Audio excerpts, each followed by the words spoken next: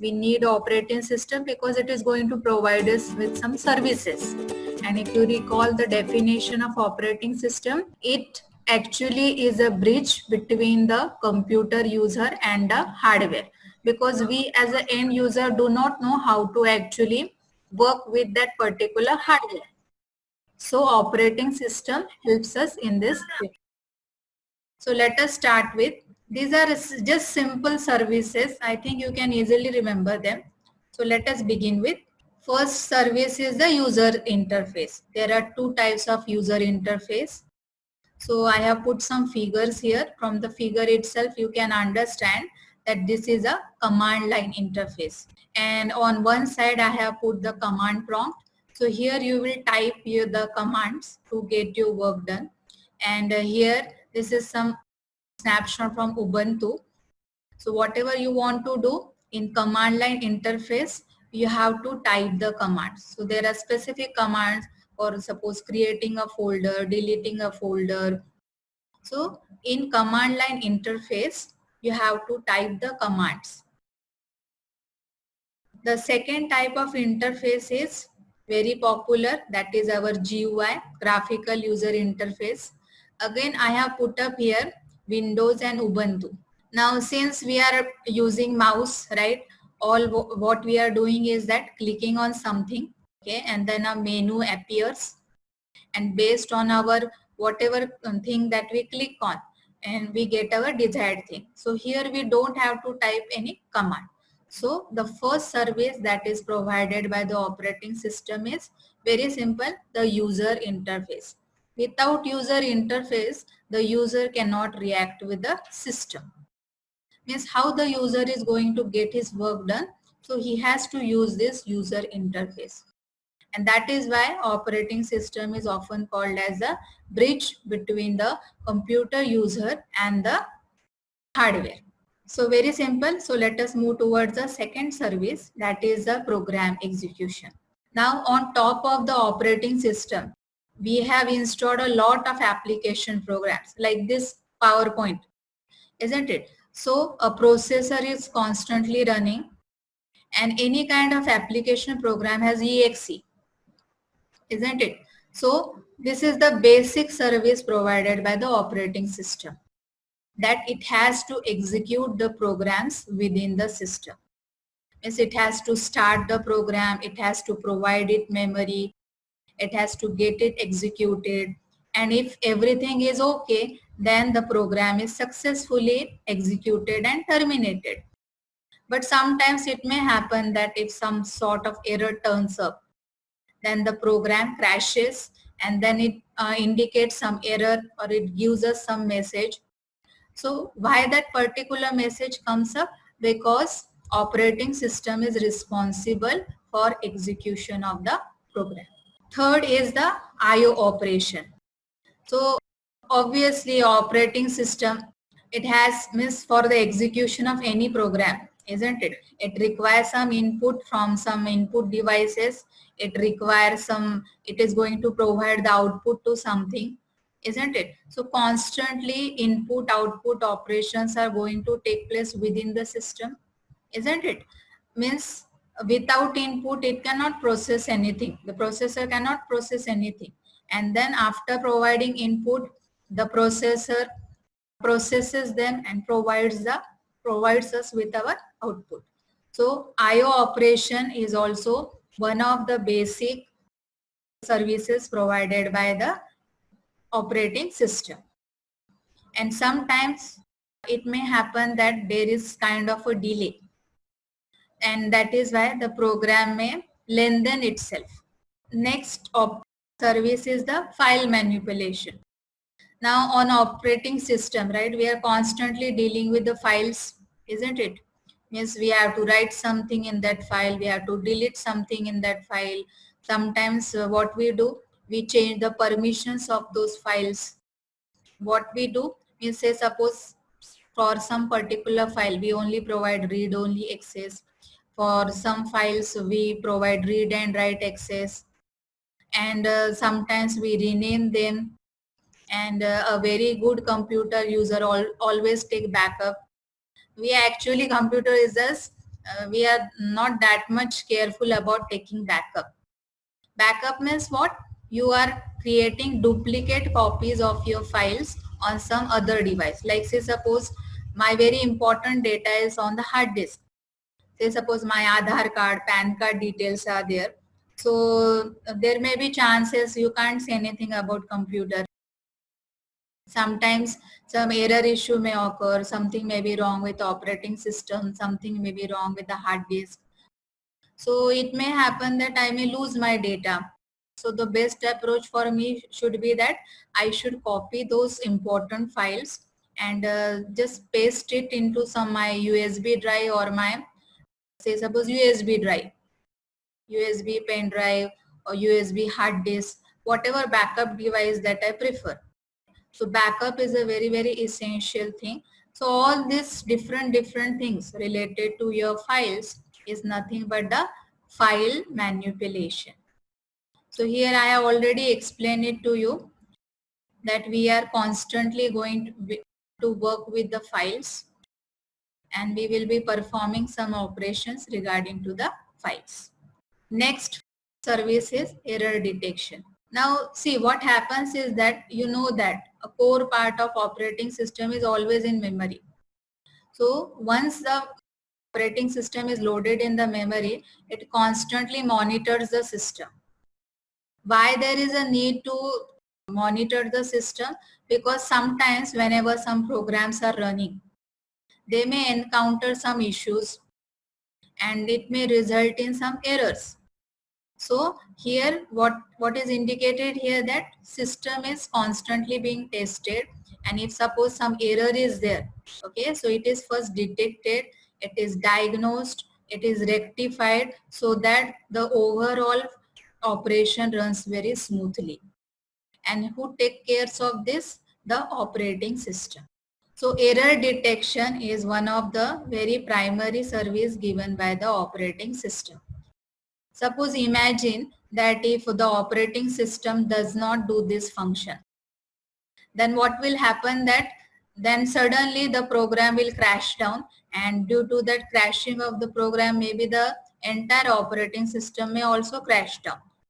So errors are inevitable. They may occur in the processor, memory, or some say suppose IO device, or say suppose if you have not written your program correctly. So it may result into some error. So error detection and rectification of this error is a very, very important service provided by the operating system. Why it does that? Because it helps the system to run it smoothly. So see, suppose if on time the error is detected and it is rectified, then you can easily continue executing your processes, isn't it? So error detection is to be done by the operating system on regular basis. The sixth service provided is the communication. Now in a particular operating system, right, lots of programs are running, and if a program is in running state, we termed it as process. So sometimes what happens, say suppose process A is there, process B is there. So they both have to exchange the data among themselves. So here I have indicated the shaking of hands means what? Process A wants to share its some data to the process B. Sometimes it is required. Like say suppose Word document is there. And what I am trying to do is that suppose I am running PowerPoint program as well. So I may be copying the content from Word file to the PowerPoint file. So data has to be exchanged between process A and process B. Now this may occur between two processes within the same system, or sometimes if it is in network. So the sharing of data may occur between two computer systems. Like say suppose in a lab, isn't it? Like what you do, say suppose you have copied your files on one system and our whole lab is in network. So if you have shared that folder, you can easily access the content of those particular folder from another location in the lab. So communication means what? The exchange of information between two processes. Here I have shown process A and process B. It may be that these processes are on the same system, okay, or they may be on different computers. It is also there that there are different techniques that how the data is to be shared. So say suppose here I have put one example like shared memory means maybe process 1 and process 2 may be sharing their memory among themselves to exchange the data between them. So shared memory technique is one technique. So there are actually two techniques. One is shared memory and second is message passing technique. So communication, the service of operating system, actually what is happening? Exchange of information between processes executing either on the same computer or on different system which are in the network. And this is implemented via shared memory or message passing. These two are techniques for doing this communication. So this is the sixth service provided by the operating system. Seventh is protection. See, already I have shown it in the diagram. The protection mechanism that operating system provides is that you have to provide your username and you have to provide your password, isn't it? See, what is the primary function of this operating system means whatever resources the system is having in terms of, say, suppose process, programs, files, various devices, it should be protected. Any unauthenticated user should not be able to access it. So putting the password restriction, you could say this is one mechanism to ensure the protection of the system. There are some, say suppose, other techniques also available, like say suppose nowadays biometric authentication is there. So lots of things are available now so that the operating system can provide the protection. Now say suppose, as I have already told you, the resources are to be means protected, right? Say any unauthorized user should not be able to access the resources of the system. Otherwise, what will happen? Like say suppose if you entered your password incorrectly, means say suppose an unauthorized person has entered the building and he is trying to open your system. This is first thing that he has to put his username and password. So you may have experienced this, like say suppose if there is a failure of putting your correct password, the system may lock you. Or say suppose if the network administrator has put some mechanism, then it may alert the system. In big organizations like defense organization or military organization, there the data is very crucial, right? So they have very strong mechanism to protect the data. And suppose some unknown person or unauthenticated person tries to enter the system, then it is immediately alerted to the IT admin. So this is the service provided by the operating system protection. Next, we will move towards the resource allocation. So earlier when we were trying to understand the role of the operating system, so there also we have also discussed that operating system is a resource manager. Now in a particular system there are multiple resources, right? Resources means in the sense CPU is one important resource, files are there, so lots of important resources are there. So who allocates these processes to the processes? It is the job of the operating system. Now currently in this particular diagram, say suppose P1 is there, P2 is there, P3 is there, and one rectangular box is there, R1 and R2. So here let us say P1 process is there, okay, and it has been allocated the resource R2. So operating system actually takes care of this so that all the processes get their desired resources. And as I have indicated here, resource could be CPU, it could be memory, it could be IO device, or it may be some programs, or say suppose some software. See, resource allocation should be done very correctly. Otherwise, what will happen? Now, in this case, say suppose these are two resources. Here, two dots means what? There are two instances. So, two instances of R2. So, as shown in this diagram, this is allocated to P1, okay, and this is allocated to some another process. So say suppose if third process, this process is trying to access this R2, then this is not possible here. Why? Because already R2 has been allocated to these two processes. So resource allocation is to be done very wisely by the operating system so that all the processes get their desired resources and they can finish their work. And the last is the accounting.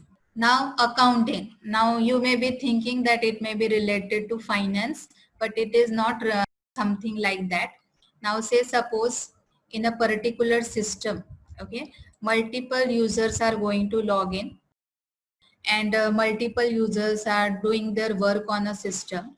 So what accounting means what? It is just keeping track of the record, which users and how much they are using the computer resources. And say suppose if some error occurs, then it also checks back that who was the last person and when this particular error has taken place. So accounting means what? It is just keeping track of like particular computer users. Now here I have mentioned compute resources for account billing. So this is not actually the case nowadays because now computer is easily available. So nobody charges you to use that particular computer system. But say suppose if you go to your cyber cafe, so they charge you on the basis of your hours that you have utilized, isn't it? So earlier, as I have told you, computers were very scarce. So earlier this accounting was done very strictly, that like how many resources one particular user has utilized, and on that basis they used to charge the particular users.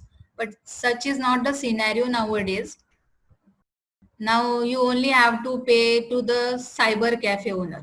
Otherwise, you don't pay anything for the usage of the computers.